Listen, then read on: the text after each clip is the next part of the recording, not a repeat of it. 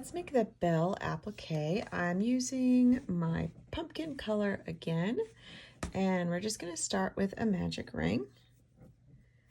Remember, you just put it over your palm, wrap around those two fingers so you make kind of an X, and grab that with your pinky, insert under the first loop, and then catch that next loop and pull it through to the front, and you've got your ring.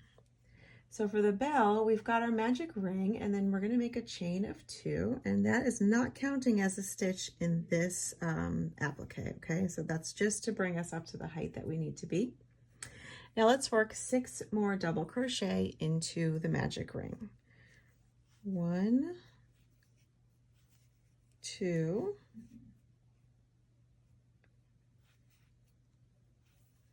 3, 4, 5, and 6. And I'm just going to pull on that tail to tighten my magic ring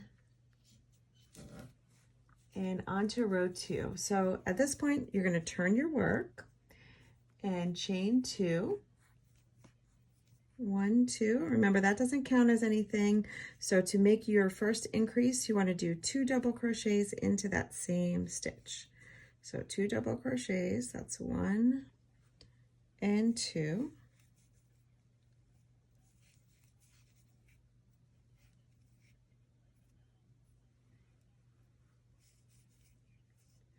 And then we'll just double crochet across to the very last double crochet, and in that stitch we'll make 2 more double crochets. So we should have a total of 8 at the end of row 2.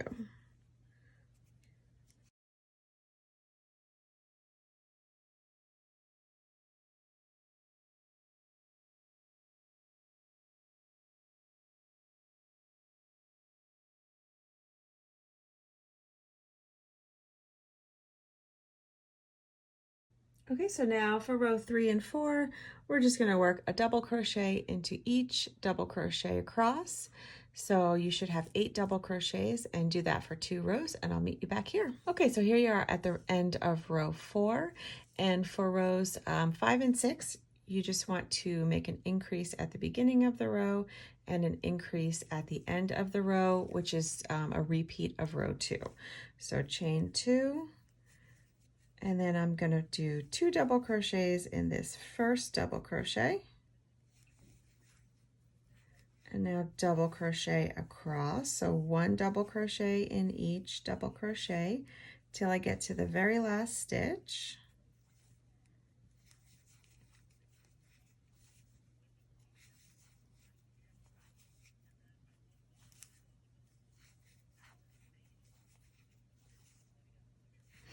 And now with that last double crochet, you'll do 2 double crochets for your increase.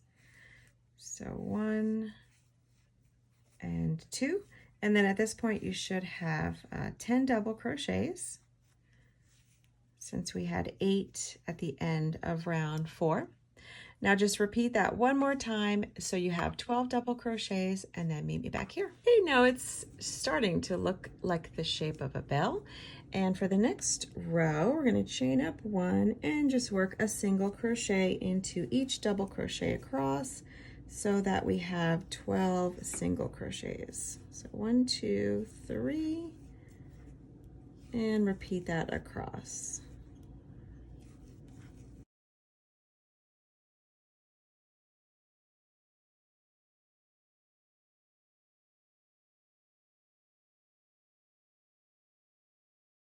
Okay, so now the instructions tell us to work a front loop only slip stitch in the next 5 stitches.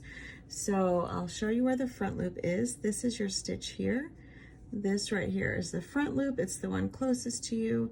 And this right here is the back loop, the one furthest from you. So we're going to work those stitches under that front loop only. And that looks like this. So insert your hook under the front loop only. And now yarn over, pull that loop through, and then pull that loop through the loop on the hook to make a slip stitch. And we have to do that 4 more times. So insert under the front loop only, yarn over, pull through, and pull through the loop on the hook. Insert under the front loop, yarn over, pull through the loop on the hook. Pull through the loop on the hook, and last one, insert under the front loop only, yarn over, pull through the loop on the hook. And now we'll be working the next stitches in the front loop only as well. So single crochet, half double crochet, and double crochet into the next stitch. So we're going to put all of those stitches into the front loop of the same stitch, okay? So here's the front loop. I'm going to insert my hook and make a single crochet. Now into that same stitch, yarn over, insert under that loop, make a half double crochet. And lastly, into that same stitch, yarn over, insert under that loop, and make a double crochet.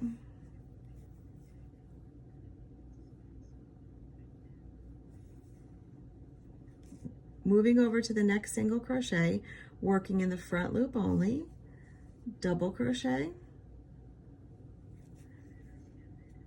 into the same stitch, front loop only, half double crochet, and lastly in that same stitch in the front loop only, a single crochet. And now you'll just work 1 front loop only slip stitch like we did in the beginning in the remaining 5 stitches across, okay? So front loop only slip stitch, that's 1, 2, 3, 4, and 5. And that is the wrong side of your work, okay? So now we're just gonna fasten off and add a little bit of detail to your bell. Okay, so now with our white, we're gonna add some detail to the bell. And I'm just gonna make a row of surface slip stitch across this row here of the bell.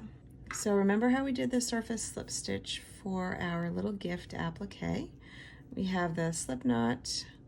We're gonna put that on the back side of the work and insert your hook in from the front to the back. Pull that loop through to the front.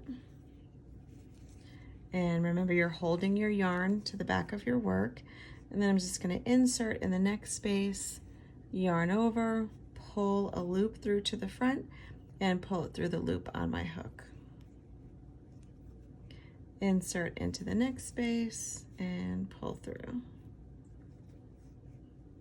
And into the next space, and the spaces are kind of like the spaces between the stitches.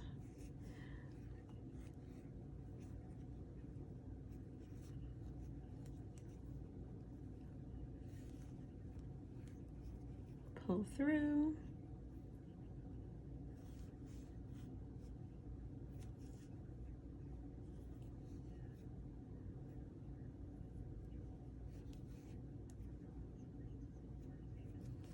Okay, and then just continue that all the way across.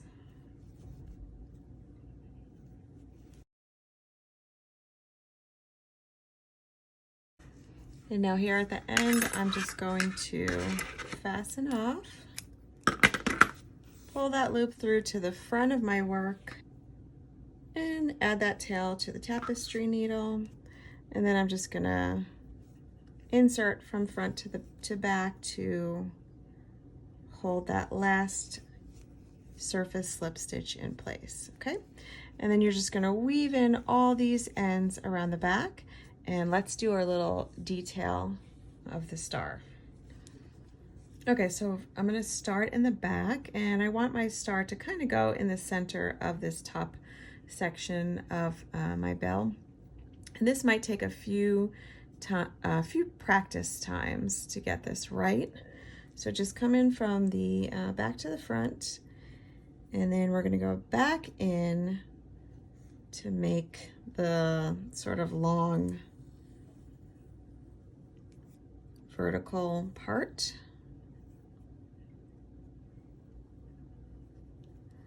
And now I'm going to come in from here and work over this way. So try to get it in the center like this. So let's just come in right here. And then going right around here.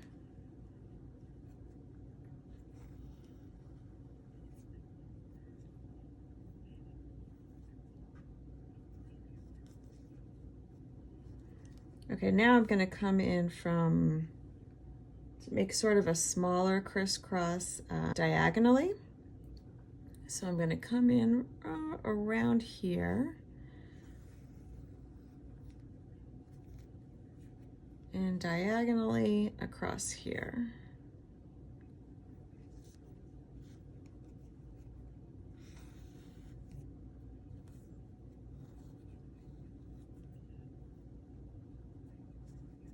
And then lastly, we'll come in right here and diagonally across this way. So here, and then diagonally right up here. And if it doesn't look good, if it looks uneven, you know, just pull it out and start over again. You can do this as many times that you need to practice, and just pull that out. So there we go. So now we have a nice, beautiful little star detail on the top of your bell. Now I'm gonna just weave in all these ends, and this little bell is ready to get seamed onto your sweater.